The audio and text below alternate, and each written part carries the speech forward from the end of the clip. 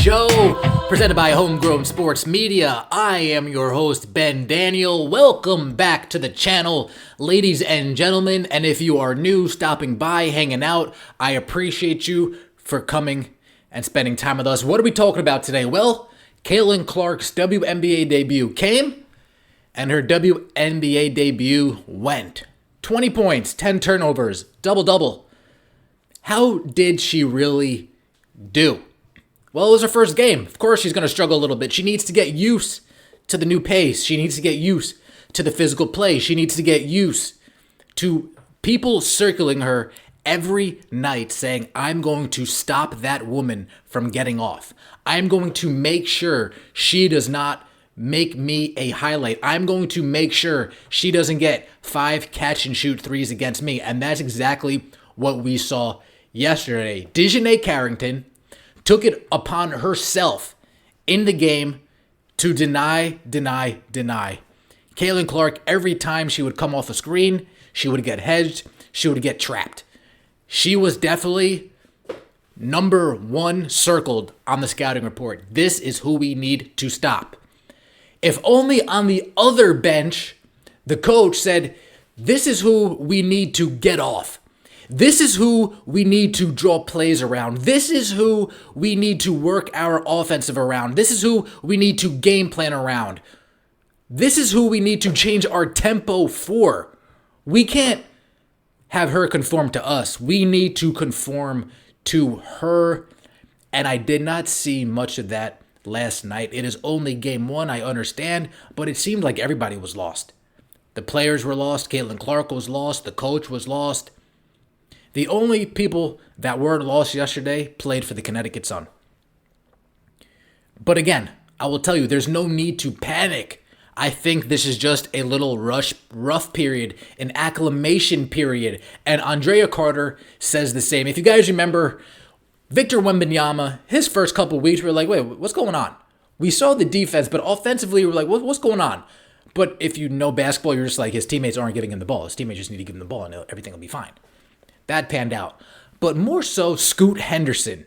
Scoot Henderson hit the ground and stayed on the ground. He didn't hit the ground running. He hit the ground, fell, stayed on the ground, did the Peter Griffin 10 million times. It just wasn't a good start or finish to Scoot Henderson's career, just calling it a buck.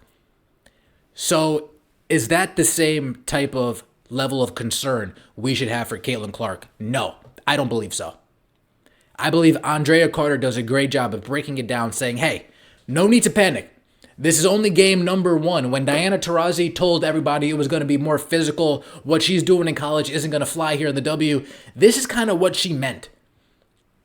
Can't be mad at that, hindsight looking now. Of course she's not going to come in and score 30 points per game her first game. Hopefully we get there, though. Hopefully we get there. If you guys missed it today, this is Andrea Carter talking about Caitlin Clark, talking about, she will get better. Things will get better. Let's take a listen. Drea, I want to start with you. Do you feel like last night should be deemed a success for Caitlin? Absolutely. Yes, it's a success because everything that happened to Caitlin out on the floor, she can learn from. 10 turnovers is, of course, outrageous. You never want to have turnovers. But let's just talk about this Connecticut Sun team for a second, because here's what's going to happen with Caitlin. People are going to tune in to watch Caitlin, and they're going to learn a lot about all of these other teams. That's a phenomenal Connecticut Sun team. A veteran-led Connecticut Sun team with the best defense in the WNBA. She's facing them in her first game. She made a lot of decisions that she could make at the college level where she wasn't taking things into consideration, where she wasn't reading the defense very well, that she got away with before, that she's not going to get away with now, but everything she's going to learn from. And her team's going to get better too. They didn't have very many pressure releases for her. They didn't have a lot of great offense to run to get her other opportunities to score. It's going to get better for Caitlin. Just like it got better for Wemby, just like it's gotten better for any star that we've watched come into the league, it gets better. She can learn from her game yesterday. Things will get better for Caitlin Clark. I think Andrea Carter is completely correct here. But what she doesn't point out is, why can't they have sets already in place to get Caitlin Clark going? What is hindering that process of having sets together to get Caitlin Clark going? Is there not enough time in the offseason? I mean, you knew you were going to get the first round pick. As soon as you knew first round pick, offense should have been getting together. So I'm not exactly sure from a coaching perspective what has been implemented or what still needs to be implemented that will actually take off the reins of Caitlin Clark and kind of turn her into the Ferrari that she is. She looked like a Ford yesterday. She looked like a Ford Focus yesterday. Andrea Carter's right. Andrea Carter's right. No need to panic if you're a Caitlin Clark fan. No need to panic at all.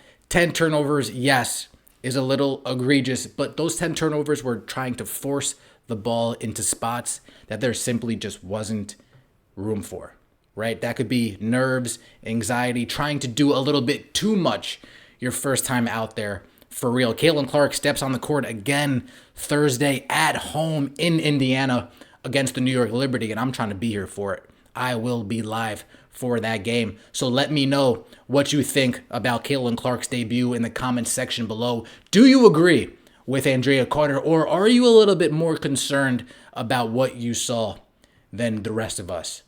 Please let me know what you think in the comment section below. Subscribe to the channel if you haven't subscribed already. I appreciate all the support. Guys, have a good day.